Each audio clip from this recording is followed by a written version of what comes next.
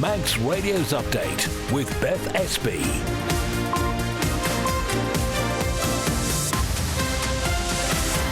Well, first of all, good evening. Welcome to Update, a rundown of the main news before 5:30. So coming up in the next half hour, there's a warning out for some seriously heavy rain tomorrow. We're going to be live with the Met Office in a few minutes just to get the latest on what's heading our way and how it might affect you. Also tonight, the chair of a new committee on whistleblowing says the priority is clear, protecting the island's reputation. We'll also look back at how the Isle of Man remembered those who gave their lives in service with moments from this weekend's commemorations. And later we'll be joined live by the principal of UCM talking about their big open evening next week. All that, we'll keep an eye on the traffic and the travel as well. And as ever, if you'd like to get in touch, you can email studio@manxradio.com or you can text 166 177. We'll start with a roundup of the main news headlines with Lewis. Fastamai. The Infrastructure Minister insists Ronaldsway Airport is safe and functional. It's after questions were raised in Tynwald and the House of Keys concerning political oversight of employment matters and whether a plan was in place to get the facility back out from under a special attention status.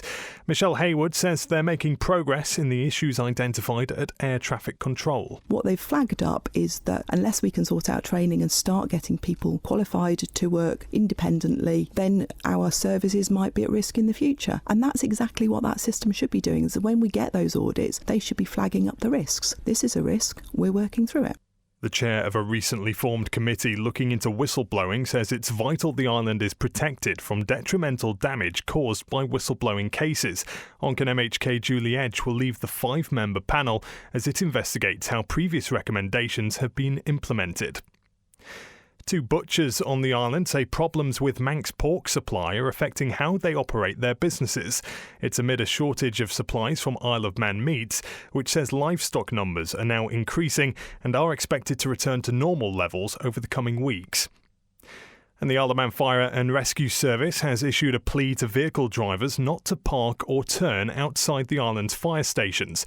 It follows what it says are repeated incidents where vehicles have obstructed appliance bays or used station forecourts as turning circles.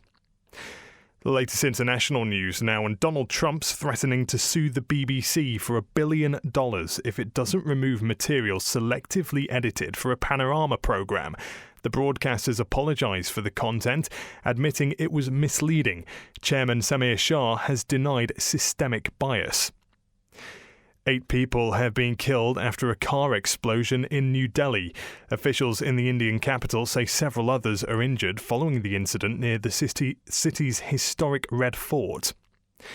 And a second series of The Celebrity Traitors has been confirmed. It's due to air in 2026, following this year's successful run.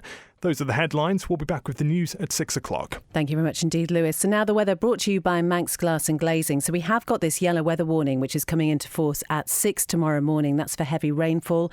The wind is going to be pretty strong too. And given the amount of rain there's been recently, there is the potential for some surface water flooding. So we're just going to find out the very latest now with George Shimon down at the Met Office. Good evening, George. It's been such a lovely day, hasn't it? It's hard to believe it's going to change so much tomorrow. Absolutely, Beth. Yeah, it's been fantastic. Just the odd spot of rain around this afternoon. But yeah, as you said, otherwise a fairly pleasant day. So what is going to happen? This yellow weather warning coming into force from 6. What's happening? So we have this deepening low in the mid-Atlantic at the moment. That will be driving a frontal system across the area sort of later tonight. About 3-4 o'clock we'll start to see the initial outbreaks of rain. But that rain will be persistent for much of tomorrow. The heaviest of the rain likely to be in the morning. Could see between 20 or 30 millimetres in most low-lying coastal areas. Possibly up to 50 millimetres over the hills. That's because it's a very mild air mass, so orographic enhancement will likely form a large component of that rainfall. Could see, as I said, up to 50 metres on southern-facing hills. Looks like the rain does ease for a time in the afternoon. It's not going to be completely dry, but the intensity does fall, not as heavy in the morning. We'll see another spell of rain arrive sort of late afternoon, early evening time. And as a result of this, this is from the cold front, so we could see embedded convection, some quite strong and gusty winds associated with the heaviest of the rain there. Although it is quite a brief feature, we won't see as much in terms of total as we do in the morning, but still quite heavy rain for a time in the evening. Looks to be around 7-8 o'clock that rain clears through, and from then on out it should be largely dry. But as a result, as you said, of all the rain that we've had of late, the ground's really quite saturated, so it wouldn't take much at all to get some surface water flowing, especially in the prone locations that will always flood. As a result as well, the water levels in the rivers are quite high as well, so if we do see any particularly intense rainfall, that could be something to look out for too. And of course, there have been loads of leaves and blocking the drains and whatever. I know there have been advice to people around their own household just to look at that sort of thing to try and ease any sort of pressure. But yeah, more rain at the moment is probably just going to exacerbate that. Exactly, Beth. Yeah, it's been quite bad. There's been some days where we've not really had much at all in the way of rainfall, but the impact that's had because of the blocked drains has been quite significant. OK, George, thank you very much indeed. We'll, of course, get the latest from the Met Office first thing tomorrow morning. But you stay dry down there. I mean, it's quite a nice evening, actually. Make the most of it. It should be dry. Yeah, this evening should be quite nice. And for most of the night, it will be dry. It's just later on tonight, early tomorrow morning, that's when it all takes a bit of a turn for the worse, unfortunately. Ah, well, no running for me tomorrow. George, thank you very much indeed. Thanks for joining us. And as ever, we'll have the very latest on what's happening with the weather. If there's anything to let you know about on our social media and website pages. Manx Glass and Glazing can supply and install single, double and triple glazing. Call 674 573 or visit the showroom on the Snugborough Trading Estate. A great night's sleep got even better with Zed's Bedding Store. From quality Bell-Dawn bed linen and mattress protectors, fleece and woven throws to luxury duvets from the fine bedding company. Zed's Bedding Ramsey, next to Isle of Man Bank. Many people are struggling. You can help by volunteering or making a donation to Isle of Man Food Bank, whether it be food or essential items or financial support. Please call 646 999, brought to you by Descon Office Interiors. For a wide range of wood-burning stoves and a complete installation service, visit The Snug in Ramsey. And we don't stop there. Kiln-dried firewood and full aftercare service, including chimney sweeps and maintenance. Call The Snug in Ramsey. Reach the Isle of Man's biggest radio audience with Manx Radio. Airtime, sponsorship and digital opportunities available. For more information on how we can help your business grow its market share, contact the friendly, experienced team on sales at manxradio.com. You're listening to Update. It's 7 minutes past 5. So the Infrastructure Minister insists the airport is safe. Now, this is after questions were raised in Tynwald and the House of Keys in recent weeks, all concerning political oversight of employment matters and whether a plan was in place to get the facility back out from under a special attention status. Now, Ronaldsway was first placed under this enforcement status in 2019 by the Isle of Man Civil Aviation Administration. But Dr Michelle Hayward says that had nothing to do with whether the airport was able to safely operate. With regards to the special measures down at the airport, I think one of the things to understand is why those special measures are there.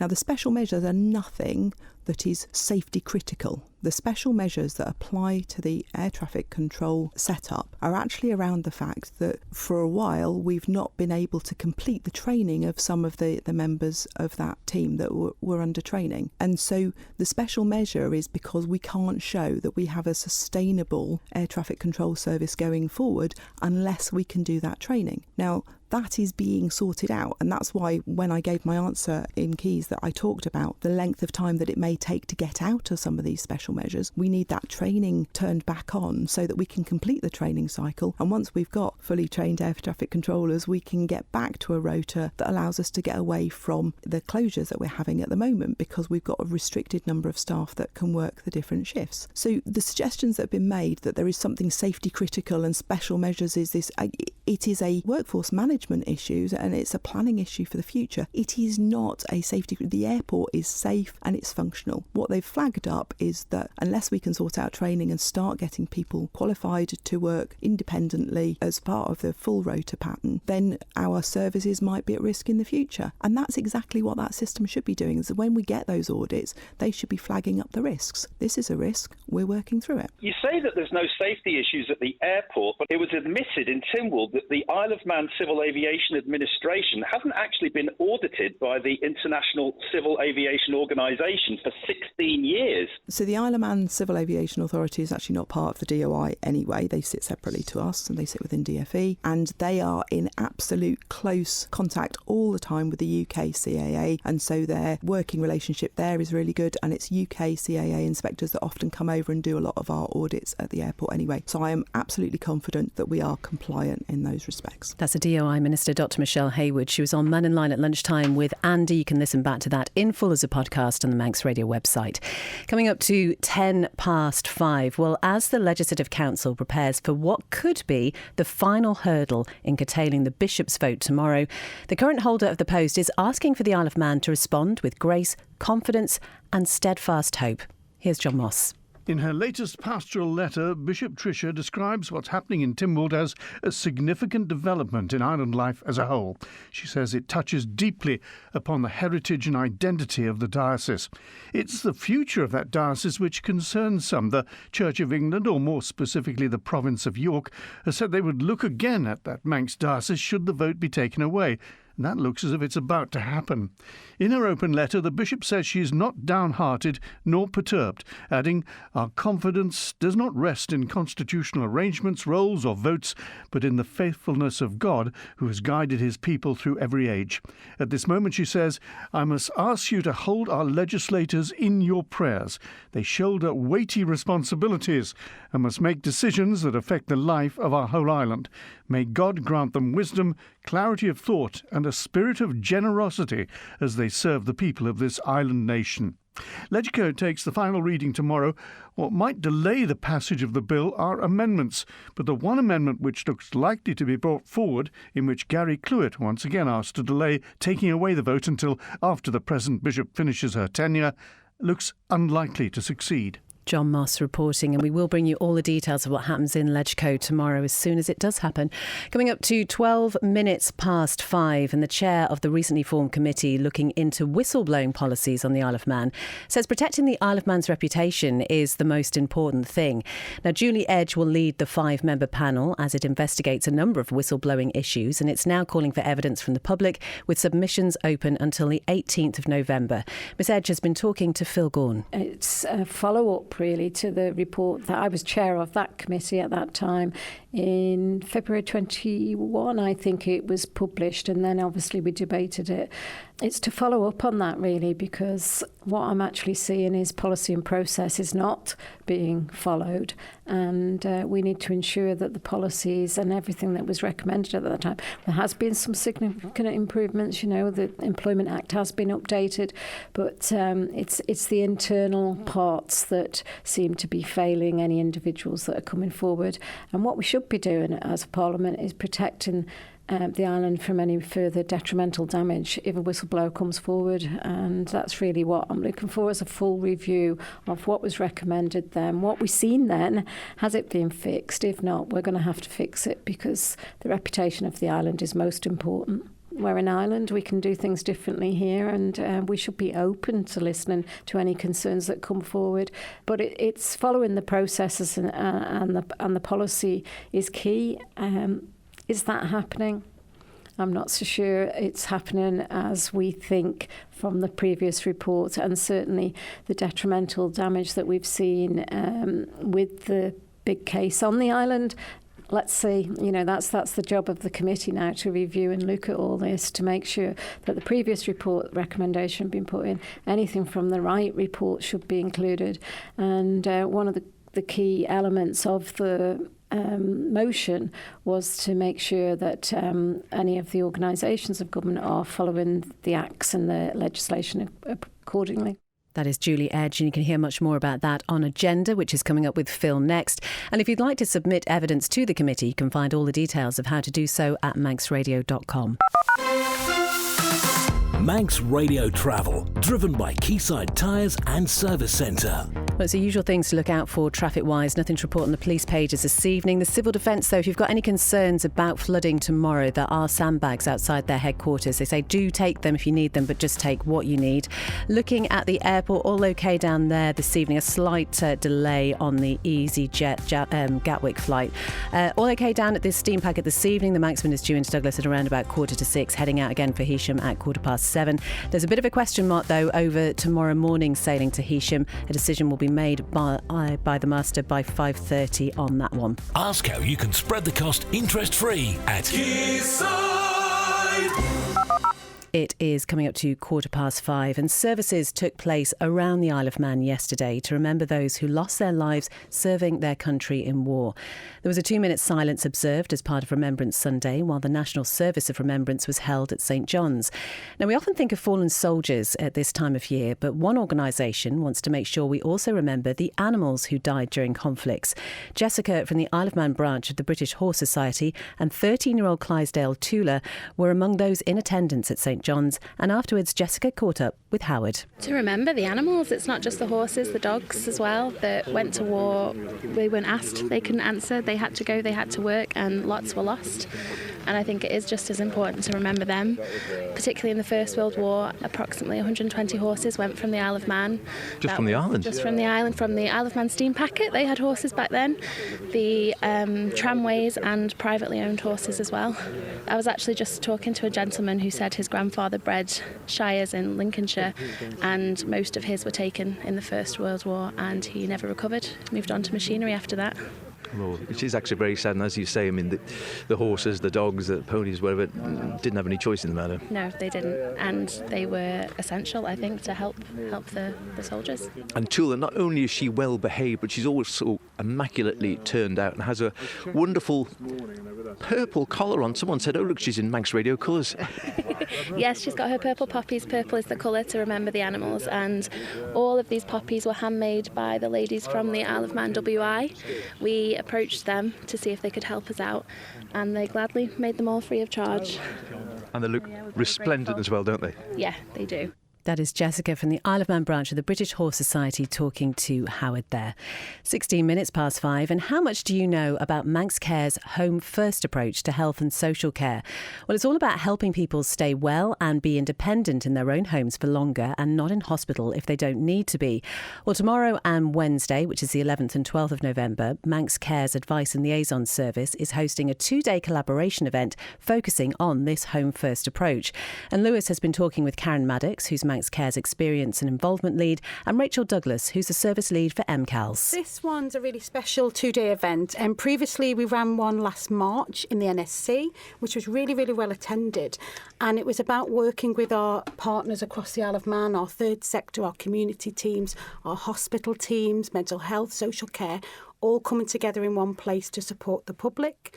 And this time we're more tailoring it towards home first. So we have been set in the mandate over the next year and with our operating plan to look at providing more services closer to home, closer in the community, services that are wrapped around families, carers, patients that may be ready to be discharged home will get more support. So there's intermediate care now that are doing a lovely job and giving short-term care to those people so they can stay well at home. And there's also lots of other services around wellbeing partnerships, which are in different localities, north, south, east, west of the island. So they'll be available on hand as well to have a chat with people about the community services and what's available. And Rach, obviously, MCALS, you've been very involved in this. It was described as your event just a moment ago. Yeah. So what's gone into this and what are you hoping to get out of it?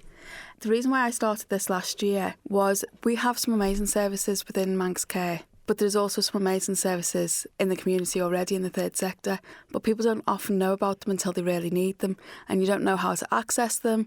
You know, how do you get a referral in? Where are they? So for me, the idea of doing these collaboration events is just to let people know what is available to them so that when they do need it, they know where to go to get the help. That's Rachel Douglas and Manx Care's Karen Maddox there. That collaboration event taking place at the Roundhouse between 3:30 and 7 tomorrow and Wednesday.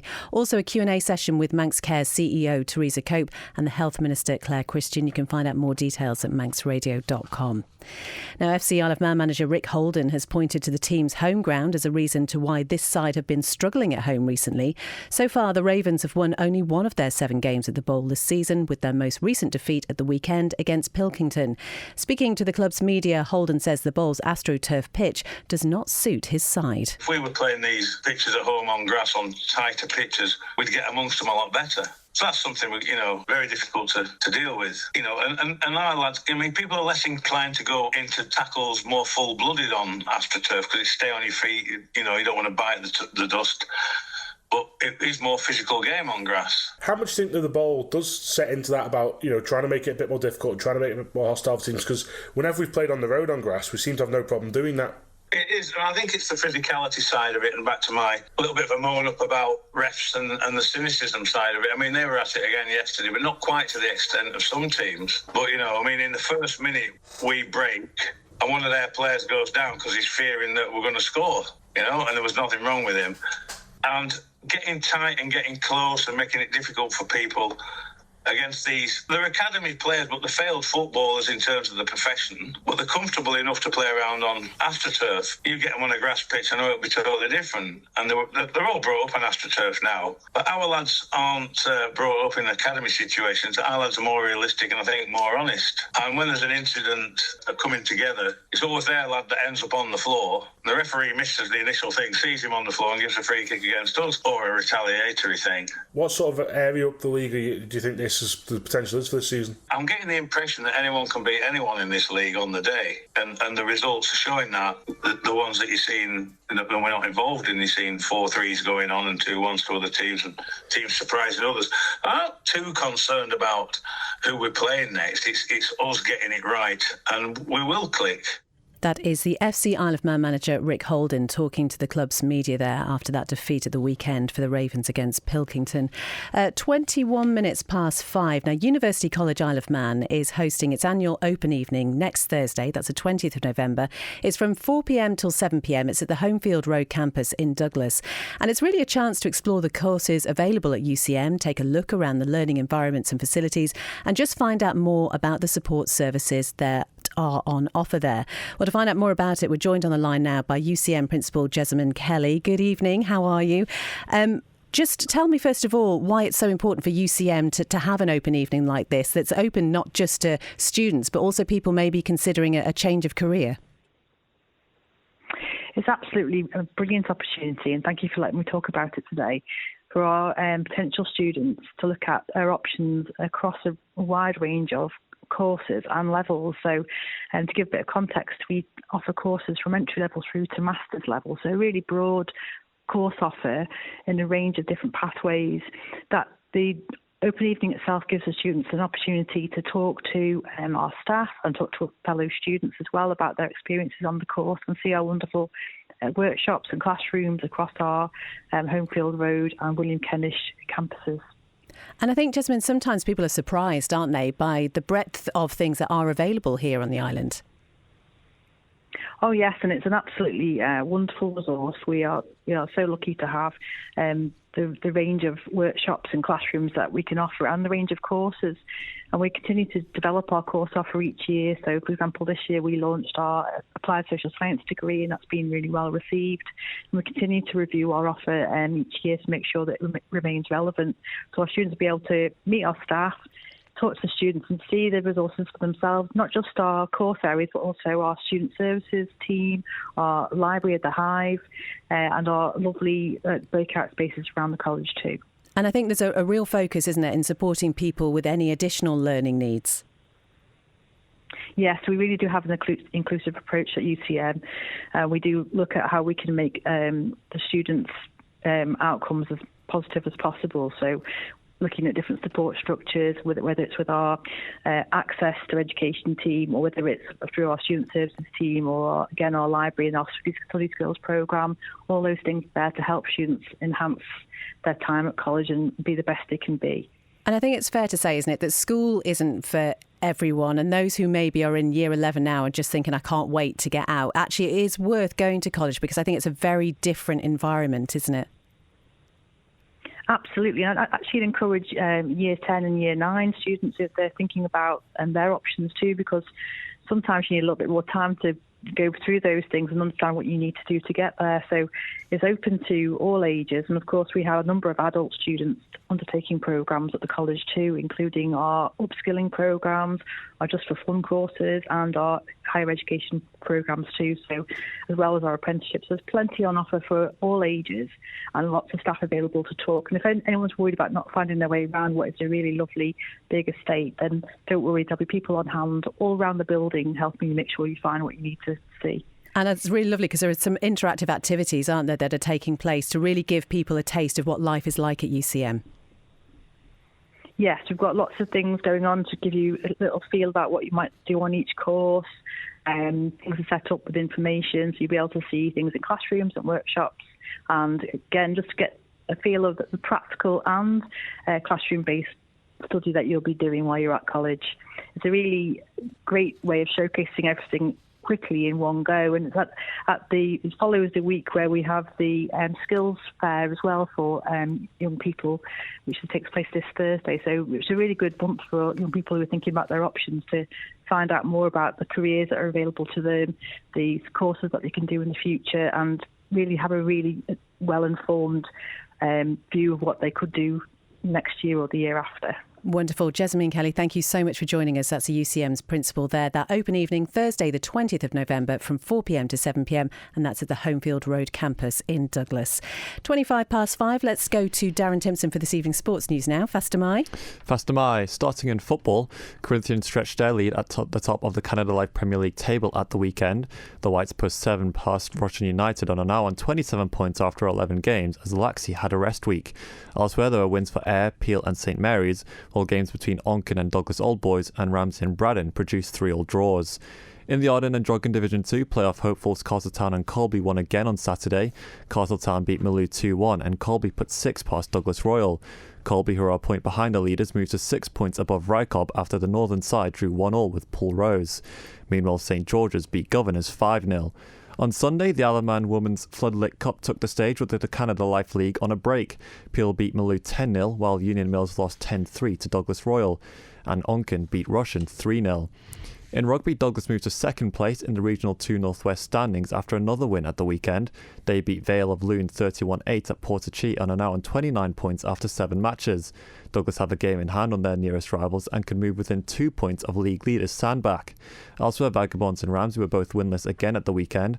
Vagas managed to draw 19-0 with Hoylake, while the northern side lost 52-0 to Fleetwood. Either side as well, that's a win so far in the Counties 3 ADM Lancashire Cheshire. Vagabond ladies also returned to action on the weekend and were done in a 5-point thriller. The women's team found themselves 22 points down to Winnington Park, but a second-half fight-back couldn't see them over the line. And in hockey, Backers A are within touching distance of the Mixed Premier League title. After a 3-2 win over Harlequins A, Backers are 4 points above Valkyries A with 2 games left. And in the Mixed Division 1, Backers C have moved to first in the table. They beat Valkyries C 8-0, while Valkyries B moved down to second after a 5-3 loss to Harlequins. Thank you very much indeed, Darren. Just a reminder, there will be Manx Music filling one of the most iconic UK venues tonight. Scran is a band funded by Culture Vannin, and it's made up of hand-picked young musicians who interpret and develop traditional Manx music in new directions. And tonight they're playing on the opening night of the Music for the Youth Proms at the Royal Albert Hall in London after successfully fundraising to cover their costs. So we wish them all the very best. That'll be quite something to see there. Coming up next on Manx Radio, it is Agenda with Phil Gaughan. He's going to be talking to Julie Edge more about the whistleblowing committee that she is now heading up. It's Greatest Hits then with Chris Kinney from 6. At 9, it's time for Brass with Ian Cottier. And then tonight, Ben Cunningham is here with After Hours from 10. Whatever you're doing this evening, have a lovely time. Do keep posted on the Manx Radio social media and website pages tomorrow for all the latest weather updates. And we'll be back with Update at 5 tomorrow evening. Take care. Bye-bye.